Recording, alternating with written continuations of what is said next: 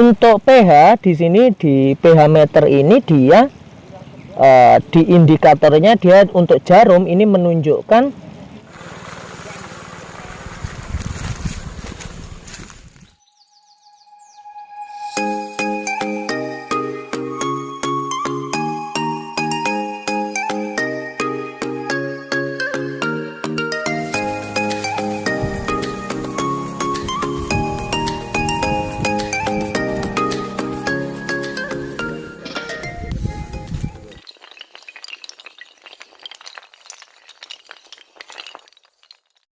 salah satu keberhasilan dari budidaya tanaman porang dan tanaman hortikultura yang lain itu adalah dengan memperhatikan pH tanah kita. Nah, kita sebelumnya harus memperhatikan pH tanah ini dan memastikan pH tanahnya dalam keadaan netral. Nah, pH tanah netral itu adalah di kisaran 6,5 sampai 7 untuk pH tanah. Nah, itu adalah pH tanah ya netral, di mana pH tanah di angka 6,5 sampai 7 itu adalah pH yang ideal untuk bercocok tanam untuk tanaman perkebunan, tanaman hortikultura, dan salah satunya juga seperti tanaman porang. Nah, ini adalah tanaman porang. Nah, ini yang kita budidayakan di lahan kita. Nah, kemudian pH tanah itu yang netral adalah 6,5 sampai 7. Kemudian jika pH tanah itu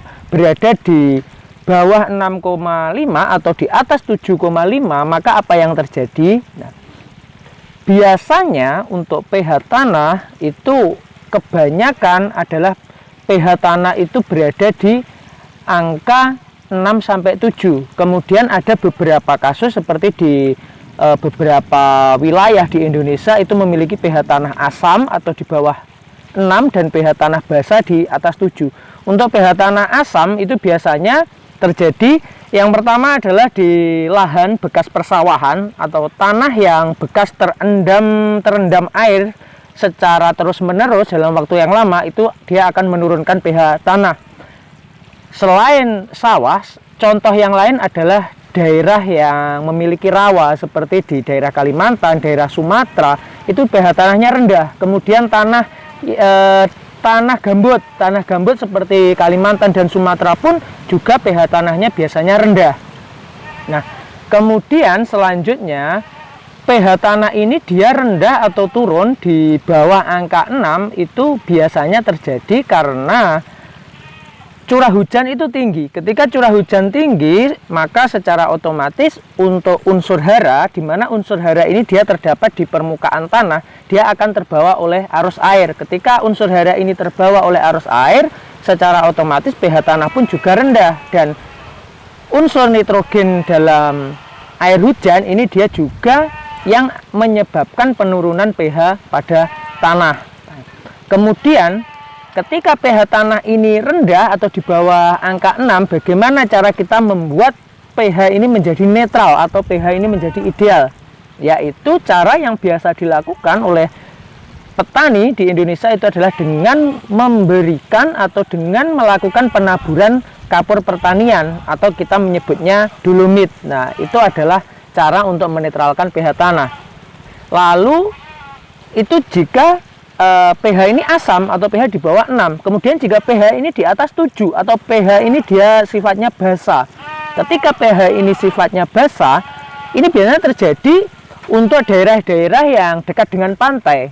Dengan daerah-daerah dekat pantai yang kandungan kapurnya tinggi, daerah pantai, kemudian daerah pegunungan kapur. Nah, daerah pegunungan kapur ini dia pH-nya itu biasanya dia juga tinggi atau pH-nya ini basa.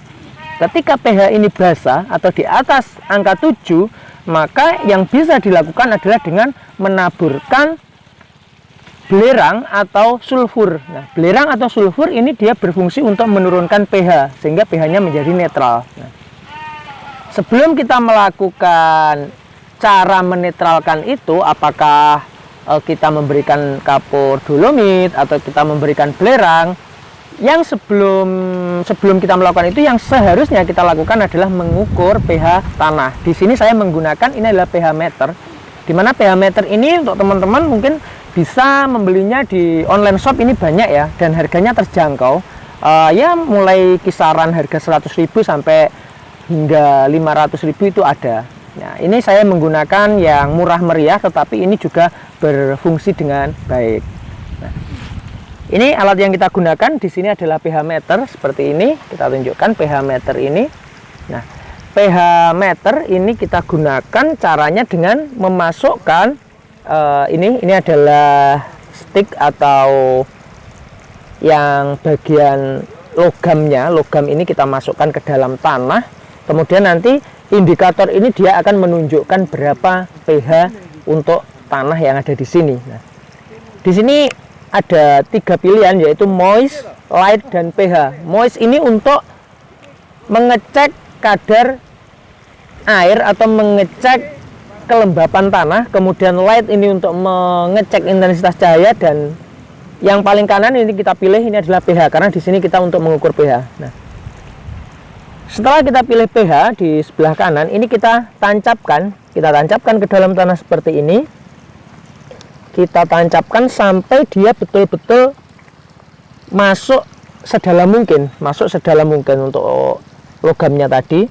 Kemudian pH di sini ini menunjukkan angka berapa, ini dapat kita cek. Nah, untuk pH di sini di pH meter ini dia di indikatornya dia untuk jarum ini menunjukkan antara 6 sampai 7. Berarti pH tanah yang ada di sini ini adalah 6,5. Nah, di angka 6,5 untuk pH tanahnya, untuk lahan yang ada di sini. Setelah kita mengetahui pH tanah di sini ternyata adalah di angka 6,5, atau ini sebenarnya di 6,5 ini adalah pH netral. Nah, pH netral ya di angka 6,5 ini sebenarnya sudah ideal untuk membudidayakan tanaman porang.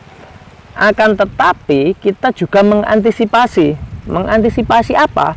Karena ketika curah hujan ini dia sudah betul-betul tinggi, yang pertama karena unsur nitrogen yang ada dalam air hujan, kemudian yang kedua bisa saja terjadi untuk tanah ini karena hujan terjadi terus-menerus, kalau drainasenya tidak bagus, air akan mengendap, itu juga akan menyebabkan pH turun. Kemudian jika unsur hara yang ada di permukaan ini terbawa atau terjadi erosi, terbawa oleh arus air hujan, maka pH juga akan turun. Untuk mengantisipasi hal tersebut, kita lakukan penaburan kapur dolomit. Nah, meskipun pH-nya di angka 6,5, kita tetap melakukan penaburan kapur dolomit. Tujuannya untuk menaikkan pH di angka 7.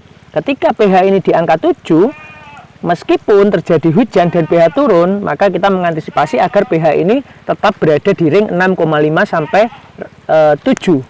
Untuk memastikan pH-nya ideal. Jika pH ini asam atau di bawah 6, apa yang terjadi untuk tanaman kita? Yang pertama, ketika pH ini di bawah 6, maka yang terjadi adalah penyerapan unsur hara dan mineral dari dalam tanah yang dilakukan oleh tanaman kita ini tidak maksimal. Karena untuk melakukan penyerapan unsur hara ini diperlukan pH yang ideal.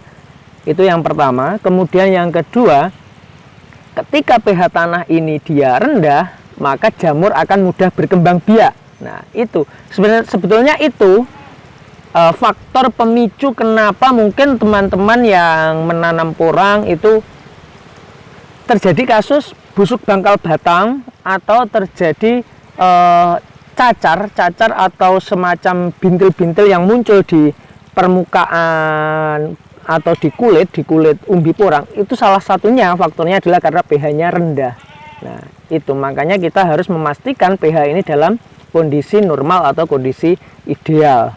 Oke, jadi seperti itu. Jadi mungkin hal ini terlihat sepele, mungkin banyak teman-teman yang meremehkan untuk pH tanah, tetapi pH tanah ini dia sebetulnya sangat penting untuk memastikan keberhasilan kita menanam porang. Jangan sampai kita gagal menanam porang karena terjadinya jamur pangkal batang, karena terjadi cacar atau semacam bintil-bintil atau busuk pada umbi. Jangan sampai hal itu terjadi, karena jika itu terjadi tentu teman-teman akan kecewa karena kegagalan itu. Nah, oleh sebab itu kita harus memastikan pH-nya dalam kondisi ideal atau normal. Nah, oke, seperti itu sedikit informasi untuk cara mengecek pH tanah dan cara menyuburkan tanah. Semoga video ini bermanfaat. Jika bermanfaat, jangan lupa untuk like, comment, subscribe, dan bagikan ke sahabat petani porang kreatif yang lain. Oke, terima kasih. Wassalamualaikum warahmatullahi wabarakatuh. Salam sukses, salam petani porang kreatif.